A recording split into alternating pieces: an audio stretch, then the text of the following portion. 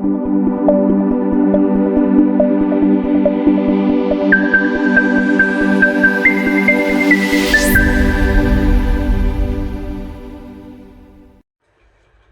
आपण पाहत आहात GST न्यूज आवाज महाराष्ट्राचा। सम्यक विद्यार्थी आंदोलन, महाराष्ट्र राज्य आयोजित विद्यार्थी आक्रोश मोर्चा। नीट पेपर घोटाळा झाला त्यामुळे राज्यात आणि देशात अनेक विद्यार्थ्यांनी आत्महत्या केल्या आहेत। या आत्महत्या नाही तर शिक्षण व्यवस्थेने केलेला खून आहे, असे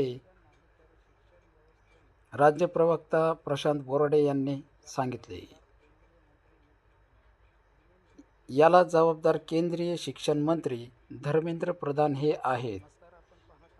त्यांनी राजीनामा द्यावा आणि NTA रद्द करून परीक्षांची सर्व जबाबदारी UPSCकडे देण्यात यावी, अशी मागणी राज्य प्रवक्ता प्रशांत बोराडे यांनी केली।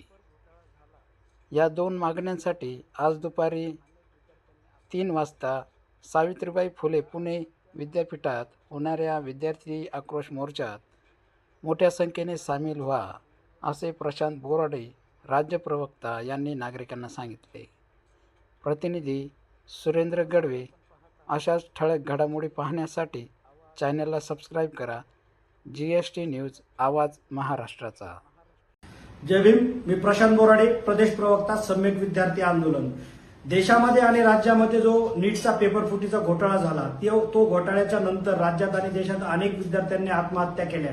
ह्या आत्महत्या नसून मला असं वाटतं की या शिक्षण व्यवस्थेने त्यांचा केलेला खून आहे आणि याला जबाबदार देशाचे शिक्षण मंत्री धर्मेंद्र प्रधान हे स्वतः आहेत। त्यामुळं धर्मेंद्र प्रधान यांनी राजीनामा द्यावा आणि त्याबरोबरच NTA रद्द करून NTA कडील सर्व परीक्षेची जबाबदारी UPSCकडे देण्यात यावी। या दोन मागण्या